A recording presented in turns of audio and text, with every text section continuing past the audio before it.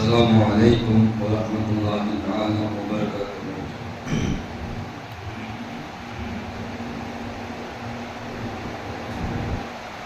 الحمد لله رب العالمين،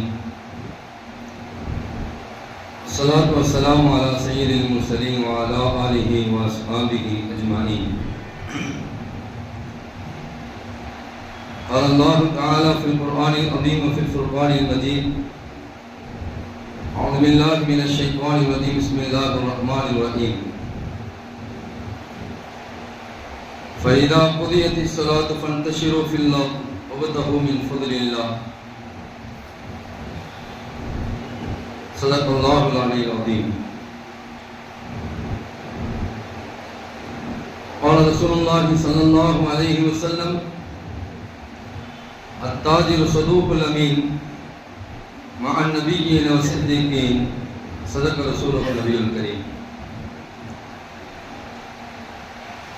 புகழும் புகழ்ச்சியும் நம்மை எல்லாம் படைத்து பரிபாலித்துக் கொண்டிருக்கக்கூடிய எல்லாம் அல்ல இறைவனுக்கே உரித்தாகட்டுமாக. அவனுடைய திருத்தூதர் நம் ஆய்வு தலைவர் ஸல்லல்லாஹு அலைஹி வஸல்லம் அவர்களின் மீதும் அவர்களின் வழி நடந்த உத்தம சத்திய சஹாபாக்கள், தாபிஈன்கள், தபா தாபிஈன்கள், சுஹதாக்கள், சாலிஹீன்கள், குறிப்பாக ஜும்மாவில் இங்கு ஒன்று கூடியிருக்கக்கூடிய நம் அத்தனை பேரின் மீதும் அல்லாஹ்வுடைய சாந்தியும் சமாதானம் நிறைவாக உண்டாகட்டுமாக. ஆமீன். கண்ணியத்திற்கும் பெருமதிப்பிற்கும் உரிய அல்லாஹ்வின் நல்லடியார்களே, பெரியவர்களே, சகோதரர்களே, இன்று மே 1ஆம் தேதி உழைப்பாளர்களுடைய தினத்தை முன்னிட்டு விடுமுறையிலே நாம் எல்லாம் இருக்கிறோம். மே 5ஆம் தேதி வணிக தினம். இந்த இரண்டிற்கும் நிறைய தொடர்பு உண்டு. உழைப்பாளர்கள் இல்லாமல் வணிகம் கிடையாது. ஒரு வணிகம் வேண்டும் என்று சொன்னால் அங்கே கண்டிப்பாக உழைப்பாளர்கள் இருக்க வேண்டும். இரண்டும் ஒரு நாணயத்தின் இரு பக்கங்களை கொண்டு, எப்படி ஒரு நாணயத்தில் இரண்டு பக்கங்கள் மிக முக்கியமானதோ, அதே போன்று ஒரு மனிதனுக்கு எப்படி இரண்டு கண்கள் முக்கியமானதோ, அது போன்று உழைப்பும் வணிகமும் என்பது இரண்டும் ஒன்று சேர்ந்து கலந்தது. ஆக இந்த இரண்டை குறித்தும் நாம் இந்த நேரத்தில் கொஞ்சம் சீர்தூக்கி பார்க்க கடமைப்பட்டிருக்கிறோம். அன்புமிக்கவர்களே, இன்று நாம் உழைப்பாளர்களுடைய தினத்தில் இருக்கிறோம். உழைப்பை குறித்து நம்முடைய மார்க்கம் எவ்வளவு தூரம் சொல்லியிருக்கிறது என்பதை நாம் எல்லாம் விளங்கிதான் சம்பாதிக்கிறோம், சொந்தமாக வியாபாரம் செய்கிறோம், சொந்தமாக தொழில் செய்கிறோம். எவ்வளவு கடினமாக உழைக்க வேண்டுமோ உழைக்கிறோம். உழைக்காமல் நம்முடைய கையில் எந்த விதமான காசும் வந்துவிடக்கூடாது என்பதில் ரொம்ப கவனமாக இருக்கிறோம். உழைப்பில்லாமல் வரக்கூடிய அந்த பணம் என்பது நமக்கு கண்டிப்பாக எந்த காலகட்டத்திலேயும் நம்மிடத்திலே நிற்காது. எவர் ஒருவர் கஷ்டத்தை போட்டு தன்னுடைய உடல் உழைப்பை கொடுத்து தன்னுடைய அறிவாற்றலை செலுத்தி யார் ஒருவர் சம்பாதிக்கிறாரோ, யார் அந்த கஷ்டத்தை உணர்ந்து அந்த பணத்தை பெறுகிறாரோ, அவர்தான் நல்ல வழியிலே அதை என்ன செய்வார்? செலவு செய்வார்.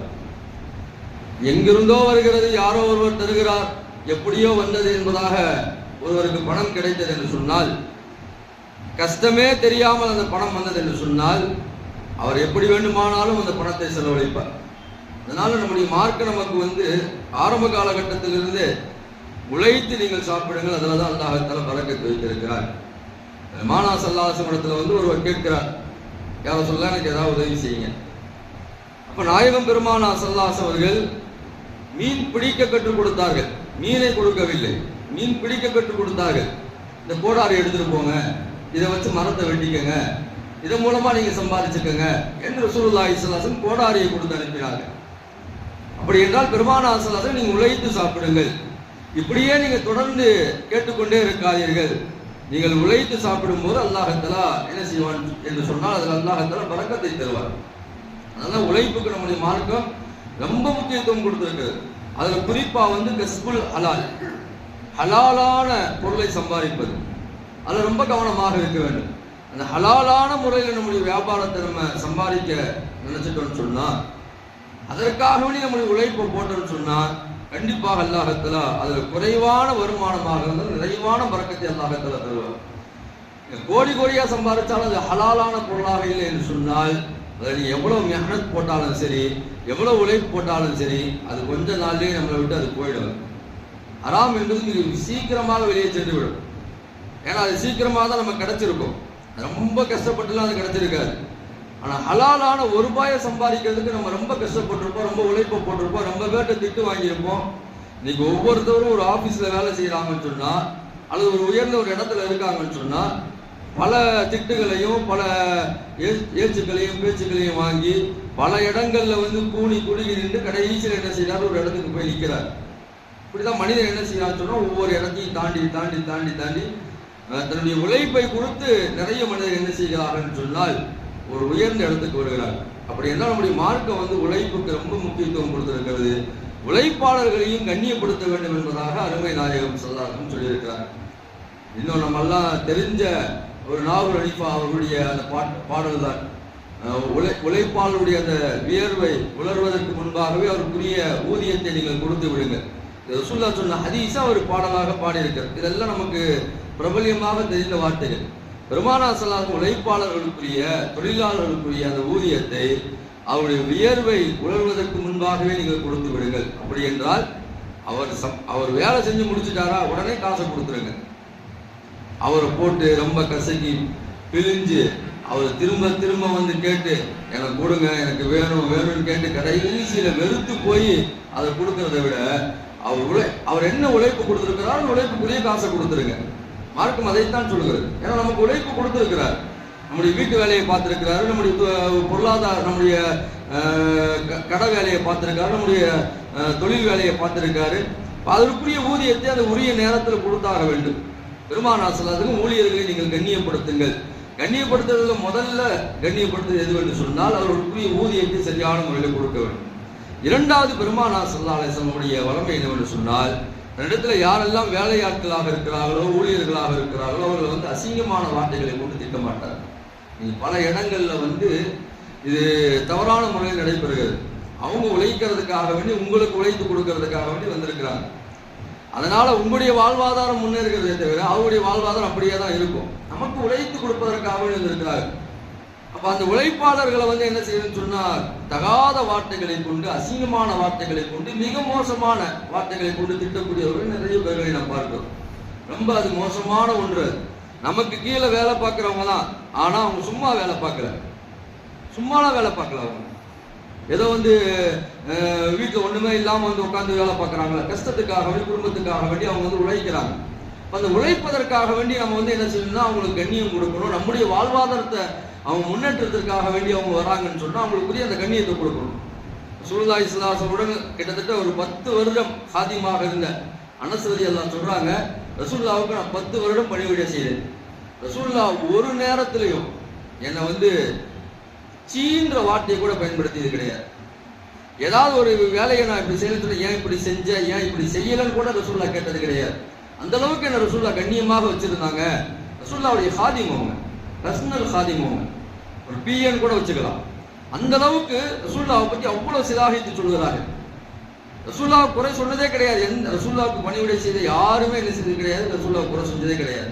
ரபீஆ இப்னு முஆத் என்று சொல்லப்படக்கூடிய ஒரு சஹாபி, ரசூலுல்லாஹ் இரவு நேரங்களில் எழுந்திரிச்சு தொழுவாங்க. அவங்களுக்காக வேண்டி தண்ணி எடுத்து வைக்கிறதுக்காக வேண்டி அவங்க இருப்பாங்க, ஹிதமத் செய்யறாங்க, வேலை செய்யறாங்க. இவங்கெல்லாம் எந்த விதமான எதிர்பார்ப்பும் இன்றி வேலை செய்யக்கூடியவர்கள். இவங்க ரசூலுல்லாஹி ஸல்லல்லாஹு அலைஹி வஸல்லம் இரவுல தண்ணி எடுத்து வைக்கிறாங்க. தண்ணி எடுத்து வைக்கும்போது ரசூலுல்லாஹ் தொடர்ந்து பார்க்கறாங்க, என்னடா நம்ம தூங்கி முடிச்சோடனே தண்ணி இருக்குது, யாருன்னு பார்த்தா இவர் இருக்கிறார். ரசூலுல்லாஹ் கேட்கறாங்க, உனக்கு என்ன வேணும்னு சொல்லி கேளுங்க. என்னுடைய காதிமை பார்த்து ரசூலுல்லாஹ் கேட்கறாங்க, என்னுடைய பணியாளை பார்த்து ரசூலுல்லாஹ் கேட்கறாங்க, உங்களுக்கு என்ன வேணும்? அவர் கேட்கிறார் ஒரே வார்த்தை, ஆனா முராஃபகத்துக்கு ஃபில் ஜன்னா, யார் சொல்லலாம், நான் நாளை மறுமை நாளில் உங்களோடு நான் சொர்க்கத்தில் இருக்கணும். ரசூலுல்லாஹ் கேட்கிறான், அவ கைரதாலி, இதெல்லாம வேற ஏதாவது வேணுமான்னு கேட்கிறாங்க. இல்ல யார் ரசூலுல்லாஹ், இதே போதும், இது கிடைச்சாலே எல்லாமே கிடைச்சிருமே. ரசூலுல்லாஹ்வுடன் நாளை மறுமை நாளில் சொர்க்கத்தில் இருக்கிறது கிடைச்சிட்டாலே எல்லாமே கிடைச்சிருமே. திரும்ப திரும்ப ரசூலுல்லாஹ் கேட்கிறாங்க, வேற என்ன? ரசூலுல்லாஹ் எந்த நோக்கத்தில் கேட்கிறாங்கன்னா, உலகத்தினுடைய விஷயம் ஏதாவது உனக்கு வேணுமா, காசு பணம் வேணுமா, இந்த உலகத்தில் ஏதாவது உனக்கு தொழில் செய்யறதுக்கு ஏதாவது வேணுமா, அந்த அடிப்படையில் ரசூல்லா கேட்குறாங்க. வேற ஏதாவது வேணுமா கேளுங்க. அவர் கேட்டது ஒரே வார்த்தை, யார சொல்லலாம் முராஃபகத்துக்கு ஃபில் ஜன்னா, நாளை மறுமை நாளில் நான் உங்களோட இருக்கணும், நீ என்ன துவா கேட்குறியோ அது அல்லாஹ்தால நிறைவேற்றி தருவான்னு சொல்லிட்டு ரசூலுல்லாஹி ஸல்லல்லாஹு அலைஹி வஸல்லம் துவா செஞ்சாங்க. அந்த அளவுக்கு ரசூலுல்லாஹி ஸல்லல்லாஹு அலைஹி வஸல்லம் ஹாதிம்களுக்கு அவங்களுக்குரிய மரியாதை கொடுத்துருக்குறாங்க, அவங்களுக்காக துவா செஞ்சிருக்கிறாங்க. இன்னும் சொல்ல போனா ரசூலுல்லாஹ்வுக்கு ஒரு யூதர் ஹாதிமா இருந்தார், பணிவிடை செய்யக்கூடியவராக இருந்தார், ஒரு யூத சிறுவன். திடீர்னு அவர் வர காணோம். ரசூலுல்லாஹ் கேட்குறாங்க, எங்க அந்த பையன் காணோன்னு கேட்குறாங்க. அவர் உடம்பு சரியில்லாமல் இருக்கிறாருன்னு சொல்லிட்டு ரசூலுல்லாஹ்வுக்கு தகவல் சொல்லப்படுகிறது. பெருமானார் ஸல்லல்லாஹு அலைஹி வஸல்லம் நலம் விசாரிப்பதற்காக சொல்லுகிறாங்க. ரொம்ப கவனிக்கணும், நான் ஏன் திரும்ப சொல்றேன்னு சொன்னா, பெரும்பாலும் நம்மள்கிட்ட வேலை செய்யறவங்களை என்ன செய்யறது கிடையாதுன்னா, அவங்க வேலை செய்யற வரைக்கும் என்ன செய்வாங்கன்னு சொன்னா அவங்கள வச்சுக்குவாங்க, பார்த்துக்குவாங்க, எல்லாமே செய்வாங்க. அவங்களுக்கு ஏதாவது உடல்நிலை பாதிப்பு ஏற்பட்டு விட்டது என்று சொன்னால், உடல்நிலை சரியில்லாமல் போயிடுச்சுன்னு சொன்னா கண்டிக்கவே மாட்டாங்க, திரும்ப கூட போய் பார்க்க மாட்டாங்க. ஒரு நலம் விசாரிக்க என்னப்பா இப்படிப்பா இருக்கிற அப்படின்னு கூட கேட்க மாட்டாங்க. ஒரு ஃபோன் பண்ணி ஒரு 4-5 நாளா நீ வரல, உனக்கு உடம்பு சரியில்லை, நல்லா இருக்கியா, அதெல்லாம் கேட்டா வேற ஏதாவது வந்துருமோ என்ற ஒரு பயம். நமக்கு கீழே வேலை செய்யறவங்க தானே, நமக்கு உழைச்சி தரவங்க தானே, அவங்களுக்கு ஏதாவது நம்ம ஒரு உதவி செய்யலாமே என்ற அந்த எண்ணங்கள்லாம் கிடையவே கிடையாது. குறைந்தபட்சம் நீங்க எதுவும் கேட்கலன்னா கூட பெரும்பாலான உழைப்பாளர்கள் தொழிலாளர்கள் விரும்புவது என்று சொன்னா, என்னுடைய முதலாளி போன் பண்ணி என்ன கேட்டாருங்க, வந்து பார்த்தாருங்க அப்படின்றதே அவங்க பெருசா நினைக்கிறாங்க. ஆனா அதை யாரும் என்ன செய்யறது பெருசா நினைக்கிறது கிடையாது. இப்ப பெருமானார் ஸல்லல்லாஹு அலைஹி வஸல்லம் என்ன செய்யறாங்கன்னு சொன்னா, அந்த யூத சிறுவரை சந்திக்கிறதுக்காக வேண்டி போறாங்க. போயிட்டு ரசூல்லா அந்த தலைமாட்டில் உட்காந்துட்டு, அவர் ரொம்ப முடியாம இருக்கார். ரசூல்லா தலைமாட்டில் உட்காந்துட்டு அவருக்காக வேண்டி என்ன செய்யறாங்கன்னு சொன்னா, நலம் விசாரிச்சுட்டு அந்த சிறுவன்கிட்ட கேட்கிறாங்க, நீ இஸ்லாத்தை ஏத்துக்க அப்படின்னு சொல்லிட்டு ரசூல்லா கேட்கிறாங்க. அந்த யூத சிறுவன்ட்டு ரசூல்லா கேட்கிறாங்க, நீ இஸ்லாத்தை ஏத்துக்கன்னு சொல்லிட்டு. அவர் உடனே எங்க பாக்குறாருன்னா அவங்களுடைய அத்தா முகத்தை பாக்குறாரு. அவங்க அத்தா என்ன செய்யறாருன்னு சொன்னா, காசிமுன் நபி சொல்லக்கூடியதை நீங்க ஏற்றுக்கொள் என்பதாக பெருமானார் ஸல்லல்லாஹு அலைஹி வஸல்லம் பெருமானார் ஸல்லல்லாஹு அலைஹி வஸல்லம் ஏற்றுக்கொள் என்பதாக சொல்கிறார்கள். அவர் உடனே என்ன செய்யறாரு, இஸ்லாத்தை ஏற்றுக்கொள்கிறார்.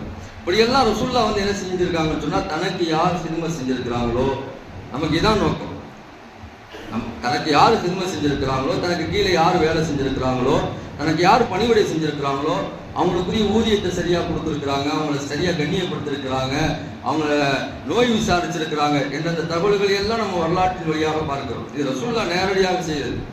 அதற்கு பிறகு ஹலீஃபாக்களுடைய ஆட்சிகள் இருக்கிறது, ஹலீஃபாக்கள் எந்த அளவுக்கு நடந்து கொண்டார்கள், இதெல்லாம் நிறைய வரலாறுகள் இருக்கிறது. நம்ம அந்த உழைப்பாளர்களுக்குரிய அந்த கண்ணியத்தை கொடுக்கணும், அவங்களுக்குரிய ஊதியத்தை சரியான முறையில் கொடுக்கணும், அவங்களை கண்ணியப்படுத்தணும், அசிங்கமான வார்த்தைகள்ல பேசக்கூடாது. இன்னைக்கு நிறைய கடைகள்ல நம்ம பார்க்கிறோம், என்னமோ அவனை நேர்ந்து விட்டா மாதிரி என்ன செய்யணும்னு சொன்னா அசிங்கமான வார்த்தைகளை பேசணும். பொதுவா அசிங்கமான வார்த்தைகளை பேசவே கூடாது, மார்க்கம் தடுத்திருக்கு. தனிப்பட்ட முறையிலே பேசக்கூடாது அசிங்கமான வார்த்தைகளை. அது இன்னொரு மனிதனை காயப்படுத்தக்கூடிய வகையில அவன் அம்மா வரைக்கும், அவங்க அத்தா வரைக்கும் இருந்து, அவனுடைய பரம்பரை வரைக்கும் இருந்து திட்டக்கூடியதெல்லாம் எவ்வளவு பெரிய ஒரு தவறு. ரொம்ப மோசமான ஒரு வழிமுறை, அது மோசமான ஒரு நடைமுறை. அது என்ன கேட்டாலும் என்ன திட்டினா அவன் என்ன செஞ்சிட போறான் என்ற அடிப்படையில் நம்ம திட்டுறோம் பேசுறோம்னு பாருங்க, நாளைக்கு மறுமையில் அல்லாஹ்ட்ட நம்ம பதில் சொல்லியாக வேண்டும். அதனால அந்த உழைப்பாளர்களுக்குரிய அந்த கண்ணியத்தை கண்டிப்பாக நாம் கொடுக்க வேண்டும். இது உழைப்பாளர்களுடைய தினமாக இருப்பதால் அதை நாம் ரொம்ப கவனமாக நாம் வைத்துக் கொள்ள வேண்டும். இது ஒரு தகவல். இரண்டாவது, மே 5 வணிகர் தினம். வியாபாரிகள் இந்த உழைப்பாளர்கள் இல்லாமல் இல்லை. இந்த வியாபாரிகள் எப்படி நடந்து கொள்ள வேண்டும் என்பதையும் குறித்து நம்முடைய மார்க்கம் நமக்கு சொல்லி காட்டுகிறது. பெருமானார் ஸல்லல்லாஹு அலைஹி வஸல்லம் சொன்னார்கள், அத்தாஜிரு ஸதூகுல் அமீன் மஅன் நபிய்யின வ ஸித்தீகீன வ ஷுஹதாஇ வ ஸாலிஹீன். ரொம்ப ஷார்ட் அண்ட் ஸ்வீட்டா பெருமானார் ஸல்லல்லாஹு அலைஹி வஸல்லம் சொல்கிறார்கள். ஒரு வியாபாரி எப்படி இருக்க வேண்டும் என்பதை இந்த ஒரு சின்ன ஒரு ஹதீஸில் நாயகம் பெருமானார் ஸல்லல்லாஹு அலைஹி வஸல்லம் மிக தெளிவாக ஒவ்வொரு வியாபாரிக்கும் சொல்கிறார்கள். ஒரு வியாபாரி அவர்கிட்ட 2 தன்மைகள் இருக்க வேண்டும். ஒன்று, உண்மை பேசக்கூடியவராக இருக்க வேண்டும். இரண்டாவது, அவர்கிட்ட நம்பிக்கை தன்மை இருக்க வேண்டும். உண்மை பேசி அவர் என்ன செய்யணும்னு சொன்னா வியாபாரம் செய்ய வேண்டும். அவருடைய வியாபாரத்தில் உண்மை இருக்க வேண்டும். இந்த கடைக்கு போனா, இந்த பாய்கிட்ட போனா, இவர்கிட்ட போனா அவர் உண்மையை பேசி வியாபாரம் செய்வாருங்க, அவர் நல்ல ஒரு வியாபாரிங்க அவரு அப்படின்ற ஒரு உண்மையான ஒரு வியாபாரி என்ற பெயரை பெற வேண்டும். பெருமானார் ஸல்லல்லாஹு அலைஹி வஸல்லம் தன்னுடைய 25வது வயதிலே இந்த பெயரை பெற்றார்கள். அன்னை ஹதீஜா அம்மையார் அவர்கள் எதனால் ஈர்க்கப்பட்டார்கள்? பெருமானாருடைய அந்த வியாபாரத்தை குறித்து அவர்களோடு சென்ற அந்த வணிக வியாபாரி ஹதீஜா அம்மையார் அவர்களிடத்தில் சொல்கிறார், நீங்க அனுப்பி வைத்த இந்த முஹம்மது ஸல்லல்லாஹு அலைஹி வஸல்லம் அவர்கள் மிக அற்புதமான முறையில் வியாபாரம் செய்கிறார். ஆனால் ஒரு நேரத்திலேயும் அவர் பொய் பேசவில்லை, விலையை ஏற்றி பேசவில்லை, சரியான முறையில் பேசி சரியான முறையில் வியாபாரம் செய்தார். இதனால் ஈர்க்கப்பட்டுதான் அன்னை ஹதீஜா அம்மையார் அவர்கள் என்ன செய்கிறார்கள் என்று சொன்னால், பெருமானாரை நான் திருமணம் செய்து கொள்ள வேண்டும் என்பதாக 3வது தடவையாக என்ன செய்யறாங்க, ஏற்கனவே 2 கணவரை இழந்து 3வது தடவையாக பெருமானாரை அன்னை ஹதீஜா அம்மையார் அவர்கள் திருமணம் முடிக்கிறார்கள். இதனால் ஈர்க்கப்பட்டுதான் ரசூலுல்லாஹ் அந்த காலகட்டத்தில் எப்படி பார்க்கப்பட்டார்கள் சொன்னால், அவர் உண்மையை பேசி வியாபாரம் செய்யக்கூடியவர், அவர்கிட்ட எந்த விதமான பொய்யும் இருக்காது என்று பெருமானார் ஸல்லல்லாஹு அலைஹி வஸல்லம் பெயர் இருந்தது. அப்போ ஒரு வியாபாரிகிட்ட உண்மை தன்மை இருக்க வேண்டும், 2வது நம்பிக்கை தன்மை இருக்க வேண்டும். இந்த கடையில போனா நல்ல ப்ராடக்ட் கொடுக்கும், இந்த கடையில போனா நல்ல பொருளை கொடுப்பாங்க, இந்த கடையில போனா நல்ல தரமான பொருளை வாங்கலாம் என்று அந்த பெயர்கள் எல்லாம் ஒரு காலத்துல நமக்கு இருந்துச்சு. பாய்ங்க கடைக்கு போனா கரெக்டா விலை இருக்குங்க, கரெக்டான பொருளை கொடுப்பாங்க, அந்த விலைக்கு ஏற்ற வச்ச பொருளை வச்சு கொடுப்பாங்க, இதெல்லாம் இருந்துச்சு. ஆனால் இன்னைக்கு காலம் மாற மாற மாற எல்லோரோடும் நம்மளும் கலக்கும் போது எல்லாம் கலந்து போயிடுது. கலந்து மலர்ச்சி ஏற்பட்டு எல்லாமே என்ன செய்யுதுன்னு சொன்னா மிக மோசமான முறையில் வியாபாரம் போய் கொண்டு இருக்கு. ஆனால் பெருமானார் ஸல்லல்லாஹு அலைஹி வஸல்லம் சொல்கிறார்கள், இந்த 2 தன்மைகள் ஒரு வியாபாரிகிட்ட இருக்கணும், உண்மை தன்மை இருக்க வேண்டும், நம்பிக்கை தன்மை இருக்க வேண்டும். இந்த 2 பெருமானாரிடத்தில் இருந்தது. இந்த 2ஐயும் சஹாபாக்களிடத்தில் பெருமானார் ஸல்லல்லாஹு அலைஹி வஸல்லம் ஊக்குவித்தார்கள். அப்துர் ரஹ்மான் இப்னு அவுஃப் ரலியல்லாஹு மிக உயர்ந்த பெரிய ஒரு பணக்காரராக மாறினார்கள் என்று சொன்னால், ரசூலுல்லாஹ் கற்றுக் கொடுத்த இந்த வழிமுறையை அவர்கள் பின்பற்றினார்கள். மிகப்பெரிய சஹாபாக்கள் எல்லாம் மிகப்பெரிய பணக்காரர்களாக உருவானார்கள் என்று சொன்னால், பெருமானார் கற்றுத்தந்த இந்த வழிமுறைகளை பின்பற்றினார்கள். இது செஞ்சா இந்த உலகத்திலே நம்ம நல்ல முறையில் வாழலாம். எந்த அடிப்படையில் என்று சொன்னால், மனிதர்கள் நம்மை போற்றுவார்கள், நமக்காக வேண்டி துவா செய்வார்கள். இவர் நல்ல வியாபாரிங்க, நல்ல வியாபாரம் செய்யக்கூடியவங்க, தரமான பொருளை கொடுக்கக்கூடியவர், இவர்கிட்ட எந்த விதமான கெடுதியான பொருளும் இருக்காது, இவர் நல்ல முறையில் வியாபாரம் செய்யக்கூடியவர், விலை ஏற்றிலாம் விற்க மாட்டாரு. அதனால மக்களுடைய மனதில் அதை இடம் பிடித்து விட்டோம் என்று சொன்னால் அவங்க என்ன செய்வாங்கன்னு சொன்னால், அவருக்காக வேண்டி துவா செய்யலனா கூட அவங்க மனசுல நினைச்சாலே அது ஒரு பெரிய ஒரு துவா. 2வது பெருமானார் ஸல்லல்லாஹு அலைஹி வஸல்லம் சொல்றாங்க, இந்த தன்மை இருந்ததுன்னு சொன்னால் நாளை மறுமை நாளிலே இந்த உண்மையான வியாபாரி, இந்த நம்பிக்கையான வியாபாரி நபிமார்களுடன், சித்திகளுடன், சுஹதாக்களுடன் இருப்பார்கள் என்பதாக அருமை நாயகம் ஸல்லல்லாஹு அலைஹி வஸல்லம் சொல்லியிருக்கிறார்கள். அல்லாஹ் தஆலா அந்த பாக்கியம் பெற்ற வியாபாரிகளாக நம் வியாபாரிகளை அல்லாஹ் தஆலா ஆக்கி தந்தல்வானாக. ஆமீன் சொல்லுங்க. அந்த மாதிரியான வியாபாரிகளாக நாம் ஆக வேண்டும். நாளை மறுமை நாள் நபிமார்கள் இருக்க வேண்டுமா வேண்டாமா சொல்லுங்க. கண்டிப்பா இருக்கணும்ல, பெரிய பாக்கியம். அந்த பாக்கியம் நம்ம தவம் இருந்து துவா கேட்டாலும் கூட கிடைக்காது. ஆனா ரசூலுல்லாஹ் சொல்றாங்க, நீ நல்ல முறையில் வியாபாரம் செஞ்சா உனக்கு கிடைச்சிரும் என்று சொல்கிறார்கள். அப்படி என்றால் மார்க்கத்தில் நிறைய எளிய வழிமுறைகள் இருக்கிறது. இது நம்ம வியாபாரத்தை நம்ம சரியான முறையில் செய்யும் போது அது நமக்கும் ஒரு ஆத்மார்த்த ஒரு திருப்தியை தரும், மற்றவங்களுக்கு அது ஒரு நல்ல ஒரு வழிமுறையை தரும். நாளை மறுமை நாளும் நம்முடைய மறுமை வாழ்வையும் மிகச் சிறப்பாக இருக்கும். வியாபாரத்தில் பதுக்கல் செஞ்சு, மோசடி செஞ்சு, இடையில குறைவு செஞ்சு, இதெல்லாம் ஒரு மனிதர் இந்த வியாபாரத்தில் கலக்கிறாருன்னு சொன்னா, ஒரு சூறாவிலேயே அல்லாஹ் தஆலா சொல்லி காட்டுகிறான், வைலுல் முத்தஃபிஃபீன அல்லதீன இதக்தாலு அலன்னாஸ் யஸ்தௌஃபூன் வ இதா காலூஹும் அவ் வஸனூஹும் யுக்ஸிரூன். இவங்களுக்கெல்லாம் வயல் என்ற நரகம் இருக்கிறது என்பதாக அல்லாஹ் குர்ஆன்ல சொல்லி காட்டுகிறான். யார் வியாபாரத்தில் மோசடி செய்கிறாரோ, யார் இடையில கூடுதல் குறைவு செய்கிறாரோ, யார் வியாபாரத்தில் பொய்யான விஷயங்களை கலந்து பேசுகிறாரோ, இவங்கெல்லாம் என்ன செய்வாங்க சொன்னா இந்த வயல் என்ற நரகத்திற்கு சொந்தக்காரர் என்பதாக அல்லாஹ் தஆலா குர்ஆனில் பேசுகிறார். அதனால வியாபாரத்துல ரொம்ப கவனமாக இருக்க வேண்டும். வியாபாரத்தில் யாரையும் நம்ம ஏமாற்றக்கூடாது. ரசூலுல்லாஹி ஸல்லல்லாஹு அலைஹி வஸல்லம் சொன்னாங்க, நம்மகிட்ட ஒரு முஃமின் ஏமாறவும் கூடாது, ஏமாற்றவும் கூடாது. இதுல ரொம்ப கவனமாக இருக்க வேண்டும். ஒரு முஃமின் யாரையும் ஏமாற்றவும் கூடாது, ஏமாறவும் கூடாது. லா யல்தகுல் முஃமினு ஃபீ ஹுஜரின் வாஹிதின் மர்ரத்தைன். ஒரு முஃமின் ஒரே பொந்துல 2 தடவை நுழைய மாட்டான் என்பதாக அருமை நாயகம் ஸல்லல்லாஹு அலைஹி வஸல்லம் சொன்னாங்க. அப்ப ரசூலுல்லாஹ் சஹாபாக்கள் கேட்கிறாங்க, அப்படி என்ன விளக்கன்னு கேட்கிறாங்க. நாயகம் பெருமானார் ஸல்லல்லாஹு அலைஹி வஸல்லம் சொல்கிறாங்க, ஒரு தடவை ஒரு முஃமின் ஏமாந்துட்டான்னு சொன்னா திரும்பவும் அவன் ஏமாற மாட்டான். ஒரு பொந்துல கை விடுறான், பாம்பு இருக்குன்னு தெரிஞ்சு திரும்ப அதே பொந்துல கை விடுவானா? கண்டிப்பா விட மாட்டான். அது மாதிரி ஒரு முஃமின் ஒரு தடவை ஏமாத்தினால திரும்ப ஏமாறக்கூடாது என்பதாக மாற்றம். ஆனா திரும்ப நீங்க பாருங்க, ஏதாவது ஒரு வியாபாரத்தில் போய் ஏமாந்துக்கிட்டே இருக்கு. ஏதாவது ஒரு ஆசை வார்த்தையை காட்டுறாங்களா, இதுல நீங்க இவ்வளவு போட்டா உங்களுக்கு இவ்வளவு கிடைக்கும், இதுல நீங்க இவ்வளவு போட்டா உங்களுக்கு இவ்வளவு கிடைக்கும். முதல் தடவை போய் போட்டு என்ன செஞ்சிடறான், ஏமாந்துடுறான். ஏன்னா முதல்ல அவன் ஆசை காமிச்சது ஒரு 5000 ரூபாய் இருக்கும். அதனால என்ன செஞ்சான், அந்த 5000 ரூபாய் போட்டு ஒரு ஏமாந்துறான். திரும்ப இன்னொரு ஆசையை காட்டுறான், நீ இதை போட்டேன்னு சொன்னா உனக்கு ஒரு 50,000 கிடைக்கும், 1 லட்சம் கிடைக்கும்னு சொல்லும்போது திரும்ப என்ன செய்யறான், அந்த வியாபாரத்துக்குள்ள போறான். அதெல்லாம் ஹராமான வியாபாரம். அதுக்குள்ள போறான். போயிட்டு திரும்ப திரும்ப திரும்ப திரும்ப திரும்ப திரும்ப ஏமாந்து எல்லா பொருளாதாரத்தையும் இழக்கும். அதனால கண்ணியமிக்கவர்களே, ஒரு முஃமின் ஏமாறவும் கூடாது, ஏமாற்றவும் கூடாது என்பதாக நம்முடைய மார்க்கம் சொல்கிறது. குறிப்பாக நீங்கள் வியாபாரம் செய்யக்கூடியவர்களாக இருந்தால் அந்த பொருள் என்ன தரத்தில் இருக்கிறதோ அந்த தரத்தை சொல்லி வியுங்கள். அதுல கூடுதல் குறைவு சொல்லி விற்காதீர்கள். அபூ ஹனீஃபா ரஹ்மத்துல்லாஹி அவர்களை குறித்து சொல்வார்கள், அவங்க பெரிய ஜவுளி வியாபாரியாக இருந்தார்கள். ஆனா அந்த பொருள்ல ஏதாவது குறை இருந்தது என்று சொன்னால் அதை குறையை சொல்லி விற்க சொல்லுவார்கள். ஒரு தடவை ஒரு வியாபாரி, ஒரு தொழிலாளி என்ன செய்யறாருன்னு சொன்னா, அபூ ஹனீஃபா ரஹ்மத்துல்லாஹி சொன்னதுக்கு மாற்றமாக வியாபாரம் செய்து விடுகிறார். குறையை சொல்லாம என்ன செஞ்சிடறாருன்னா அதிகமான காசுக்கு வித்துறாரு. அந்த காசை வாங்கி கல்லால போட்டுறாரு. அபூ ஹனீஃபா ரஹ்மத்துல்லாஹி கேட்கிறாங்க, இந்த பொருளை எப்படி வித்தேன்னு சொல்லி. குறையை சொல்லி வித்தையான்னு கேட்கிறாங்க. இல்ல, நான் குறைய சொல்லி விற்கல, எந்த நபர்கிட்ட வித்தையோ அந்த நபரை அழைச்சிட்டு வான்னு சொல்லிட்டு அந்த நபர்கிட்டே மீண்டும் என்ன செஞ்சாங்கன்னு சொன்னா அந்த காசை கொடுத்தாங்க என்பதாக வரலாற்று பார்க்க. இது போன்ற நிறைய வரலாறுகள் இருக்குது நம்முடைய முன்னோருடைய வாழ்க்கையில. இப்ப யாரையும் நம்ம ஏமாற்றக்கூடாது. சில பேர்லாம் பாத்தீங்கன்னு சொன்னா சில கள்ள நோட்டுகள் அடிச்சு என்ன செய்யறான்னு சொன்னா 500 ரூபா நோட்டு 200 ரூபா நோட்டுன்னு அடிச்சுன்னு சொல்லி எங்கேயாவது ஒரு இடத்துல கொடுத்து மாத்திட்டு போயிடலாம், ஏமாத்திட்டு போயிடலாம். கடையில சில்லறை மாத்துற மாதிரி என்ன செஞ்சா மாத்திட்டு போயிடலாம். இதெல்லாம் ஒரு ஏமாற்றுதல். இதெல்லாம் ஏமாற்றினோம் என்று சொன்னால் இந்த உலகத்துல நம்ம பிழைச்சுக்கலாம், இந்த உலகத்துல நல்ல முறையில வாழலாம். ஆனால் நாளை கபருடைய வாழ்க்கை இருக்கிறது, மறுமையுடைய வாழ்க்கை இருக்கு. இந்த ரெண்டும் மிக மோசமானதாகிவிடும். அல்லாஹ் தஆலா அதிலிருந்து நம்மை பாதுகாப்பானாக. சிறந்த உழைப்பாளர்களாகவும் சிறந்த வியாபாரிகளாகவும் அல்லாஹ் தஆலா நம்முடைய இஸ்லாமிய பெருமக்களை ஆக்குவானாக. உழைத்து சாப்பிடக்கூடிய நம்முடைய கரங்களை அல்லாஹ் தஆலா வலுப்படுத்துவானாக. நல்ல உடல் ஆரோக்கியத்தை நம்முடைய மக்களுக்கு அல்லாஹ் தஆலா தருவானாக.